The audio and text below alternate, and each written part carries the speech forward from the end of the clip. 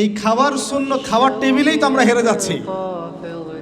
আমরা তো খাবার টেবিলেই হেরে যাচ্ছি, আমরা যুদ্ধের মাঠে জিতবো কিভাবে? এক সাহাবী খেজুর খাচ্ছিলেন বদরের যুদ্ধের সময়, এটা আপনার রাহিকুল মাকতুম গ্রন্থে পাবেন। খেজুর খাচ্ছেন, সৈন্য বিন্যাস করা হচ্ছে, নবীজি ভাষণ দিচ্ছেন, ওয়াসারিউ ইলা মাগফিরাতিন মির রাব্বিকুম ওয়া জান্নাহ, ওয়াসারিউ ইলা মাগফিরাতিন মির রাব্বিকুম ওয়া জান্নাহ আরদুহা কাআরদিস সামাই ওয়াল আরদ উইদ্দাত লিল মুত্তাকিন। এরকম আয়াতগুলো পড়ছেন। ওই সাহাবী শুনে হাতের খেজুরগুলো ছুঁড়ে ফেলে দিলেন, দিয়ে ছুটলেন সামনে।